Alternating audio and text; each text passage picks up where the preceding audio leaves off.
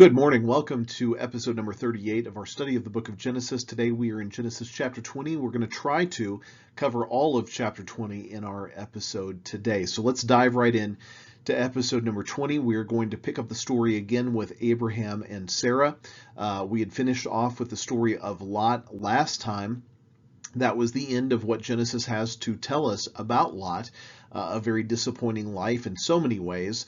But let's look at Abraham and Sarah, and we're going to find some disappointment in Abraham and Sarah here in this study today as well. So let's dive right in, picking it up in verse 1 of chapter 20. It says these words, "And Abraham journeyed from there to the south and dwelt between Kadesh and Shur, and stayed in Gerar. Now Abraham said of his wife, of Sarah his wife, she is my sister. And Abimelech, king of Gerar, sent and took Sarah." Now again, we have this story happening of Abraham being deceptive of who his wife actually was. Well, let's pick this apart little by little, go through this verse by verse, line by line, word by word.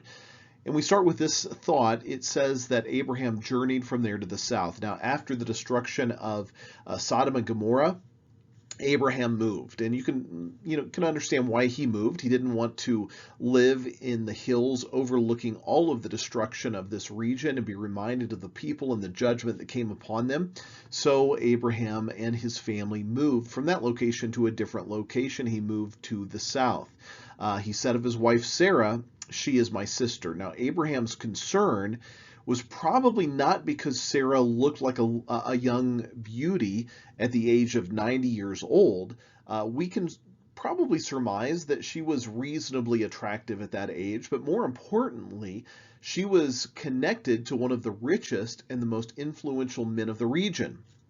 In that day, a harem was sometimes more of a political statement than a romantic statement. So there's some interest in saying that she is my sister because of the position that Abraham would have had, because of the wealth that he would have had, because of the influence that he would have had. At the same time, though, we should not ignore the idea of Sarah's continued attractiveness even at the old age. She probably was still somewhat attractive. She had probably she had been able to conceive and bear Isaac at that age, so she probably still carried somewhat of a beauty at that age as well. But there were a variety of reasons that Abraham would have come up with this. But regardless, he slipped back into the old pattern and the old way of thinking that came right out of Genesis chapter 12 when he did it the very first time. It just reminds us of how easy it is to slip back into sinful habits. Abraham stumbled in a place that he had stumbled before. And isn't that what sin is like? We stumble in places where we have stumbled before. Instead of trusting God, instead of leaning upon him, instead of Abraham trusting to keep his family together, Abraham devised his own plan to do it, and his plan would completely fail. Now, that's one of Abraham's faults in many ways, that he would easily slip back into trusting in his own ability, his own cunningness, his own manipulative practices, rather than truly trusting in God's deliverance, God's ability, God's supernatural way to provide. He would fall back into this. Just because Abraham was old at this point doesn't automatically make him a sanctified believer. Unless he is fully yielded to the Spirit of God, he will continue to really repeat the old sinful patterns of the youth, even though he is old at this time. And that really says a lot for many of us. Even though we become old doesn't mean that we are automatically sanctified and somehow wise and somehow perfect in the way that we live out life. We easily can fall into the old patterns of sinful behavior unless we fully surrender our hearts and yield to the Spirit of God and let him lead and control our lives. Well, let's see what happens in the continuation of the story. Let's pick up in verse 3. But God came to Abimelech in a dream. Now, who's Abimelech? This was another king that Abraham had lied to. He had come to this region. He was in the region. He lied to this king. He told the king that, no, this is my sister, and Abimelech took Sarah into his harem and part of his family. But God came to Abimelech in a dream at night and said to him, "Indeed, you are a dead man because of the woman whom you have taken, for she is a man's wife." But Abimelech had not come near her, so he had not had any kind of physical relationships with her. And he said, "Lord, will you slay a righteous nation also?" But he not say to me, "She is my sister"? This is not me. This is what Abraham has done. I didn't do this. And even she herself said, "He is my brother. In the integrity of my heart and innocence, my hands, I have done this." So what is Abimelech saying? He's saying, I didn't do anything. He lied to me and she lied to me, and I just took them in. You know my heart. You know the integrity of my heart. You know the innocence of my hands. I did not do this. This is all what they have done. Now, notice that line that he says, God says to him, "Indeed, you are a dead man." Now, this was a scary thing to hear from God, even in a dream. Can you imagine hearing that from God in a dream? You are a dead man. But the point had to be made to Abimelech, even though he could truly say he acted in the integrity of his heart and the innocence of his hands.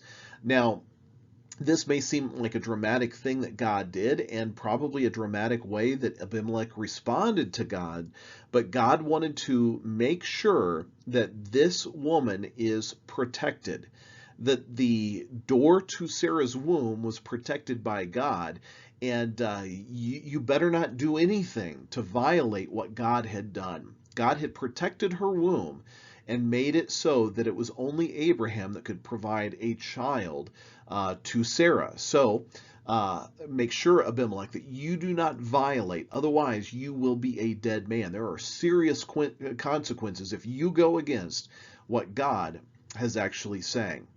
Well, let's look at what the rest of it says. God said to him in a dream also. God didn't speak audibly to him, but he was speaking through dreams, which, by the way, God still speaks through dreams today. He can speak to people through dreams in very real ways. We don't want to automatically assume that because there is a dream that it is God speaking, but we want to make sure that we perfectly discern when it is that God is speaking through a dream. So don't just assume that every dream is of God, but when God speaks, you're going to know it, and you need to act when he does. So God said to him in another dream, "Yes, I know that you did this in the integrity of your heart." So I know that you did not deceive. This is an Abraham and Sarah issue. They're the ones that have been deceptive. They're the ones who did not trust me.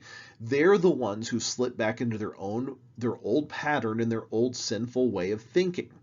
What was their old sinful way of thinking? Well, it was that when the going gets tough, we are going to manipulate our way out of this situation. So Sarah couldn't have a child, so she manipulated the situation. We can't trust God.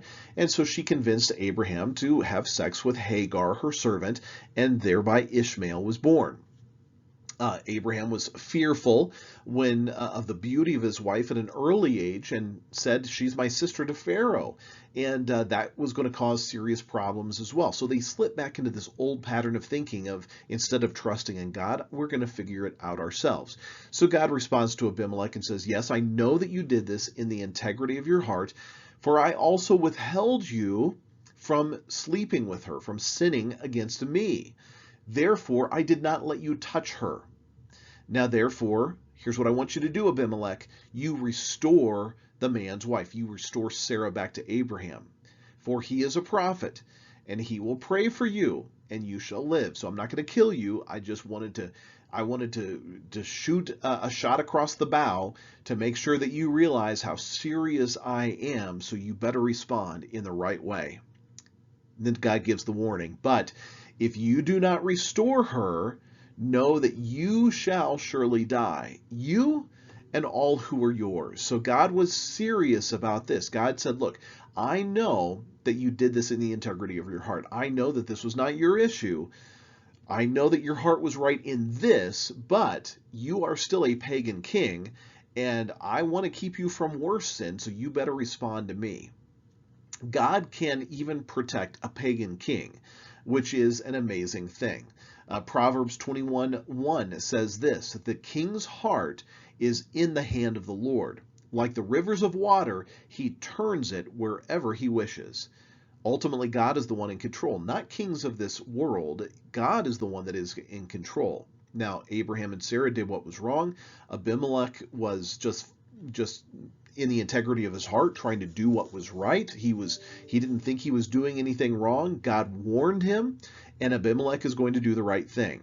So God warns him and says that Abraham is a prophet, and he will pray for you. So even though Abraham was in sin in this situation, he was still a prophet and a man of powerful prayer. God's mercy did not leave Abraham, even though Abraham was in sin.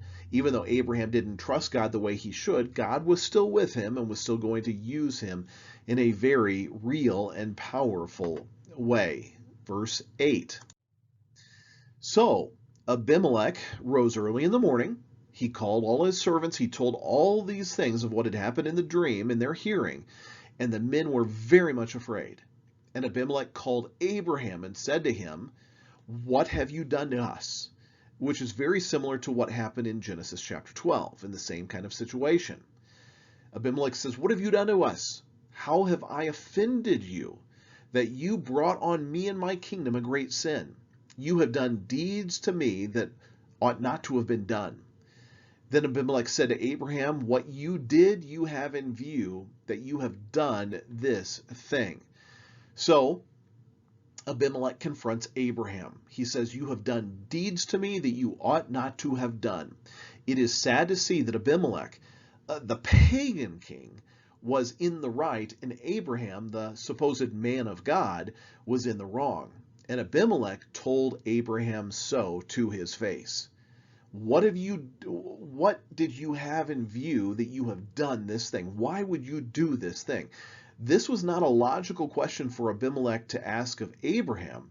Abraham certainly did not have the Lord in view when he lied and he failed to trust God. Well, now Abraham's going to come up with an excuse. What is your excuse, Abraham? And Abraham said, "Because I thought, surely the fear of God is not in this place, that they will kill me on account of my wife. But indeed, she is truly my sister. She is the daughter of my father, but not the daughter of my mother. And she became my wife." So here's Abraham's excuse. It's a half excuse, and that is she kind of is my sister, but she's not truly my sister. She's kind of my half sister. So he's trying to give an excuse to make himself not sound quite as bad and quite as deceptive as he really was. "And it came to pass, when God caused me to wander from my father's house, that I said to my wife, 'This is your kindness that you should do for me. In every place wherever we go, say of me, he is my brother.'" So he convinced his wife to lie on his behalf. So what does Abraham say? Well, he says this, "Surely the fear of God is not in this place." This was Abraham's excuse for his sinful deception. But the real problem was not that the fear of God was not in this place. The real problem was that the fear of God wasn't in Abraham's heart. Does that make sense? Abraham said the fear of God is not in this place, but that's not the truth. The truth is the fear of God was not in Abraham's heart. He didn't fear and respect the Lord, his commandments, and his promises, and his protection. Because of that, Abraham would trust in his own efforts rather than his God, who would keep his family safe and together. How often do we do that? We don't really trust and believe and fear God and respect the Lord and his commands and his promises and his protection. Thereby, we think that we're the ones that have to be in control of the situation. In reality, we need to say to the Lord, "I respect you, I fear you, and I trust in your commandments, your promises, and your protection." So he convinced his wife to say, "She is my sister." That's the whole problem in the story. The problem isn't that the people didn't fear God. The problem is that Abraham didn't truly fear and trust God as the ultimate protection of his soul. Well, let's finish it out with one final slide, a few final verses. Here's what it says. "Then Abimelech took sheep, oxen, and male and female servants, and he gave them to Abraham, and he restored Sarah to be his wife to him. And Abimelech said to Abraham, "See, my land is before you. Dwell wherever it is that it pleases you." Then to Sarah he said, "Behold, I have given your brother, your half-brother, 1,000 pieces of silver. Indeed, this vindicates you before all who are with you and before everybody." Thus she was reproved. And Abraham prayed to God, and God healed Abimelech, his wife, and his female servants. In other words, he gave them favor for what really compensating him for all the problems that Abraham and Sarah brought into his life. And his wife and his female servants bore Abimelech children, for the Lord had closed up all the wombs of the house of Abimelech because of Sarah, Abraham's wife. So he had restored what had happened because of their deceptive and deceitful ways. So all of this is an incredible way of God responding to very sinful decisions that were made. It says at the end, "Thus she was reproved." The ancient word for reproved is yakak, which has the idea of setting right. So Sarah was being set right. Abraham was being set right because of what had happened in this situation. Abraham had done what was wrong. He fell right back into old sinful patterns. We can easily fall right back into old sinful patterns unless our hearts are truly yielded to the Lord. Abraham proved that though he had an outward appearance of trusting God, though he had an outward saying that he feared the Lord, and remember what he had seen. He had seen incredible miracles of God, and he just came out of seeing the destruction of a place that was sinful. He knew what power God had. By all rights and accounts, he should be incredibly fearful of God, but he wasn't. Until the fear of God took hold of his heart, he would never fully yield and truly yield to God. Now, we're going to see that the story is going to change, and he is going to show that even more. But at this point, he had not truly given his heart to the Lord. In the same manner, we need to examine ourselves and ask ourselves the question, have you truly given your heart to the Lord? Have you truly surrendered all you are to him? You've seen God do miraculous things. You've seen God intervene in your life. You have seen God's blessing. And how should you respond? You should be responding in fear and trust and respect of all that God is, all that God has done, and all that God will continue to do. Well, thank you for joining me today. This was Genesis episode number 38. This was chapter 20. Tomorrow or next time, we will get into chapter 21. I hope you have a wonderful rest of your day. Thank you for joining me, and I'll see you back here very soon as we get into further our study of the book of Genesis. See you then.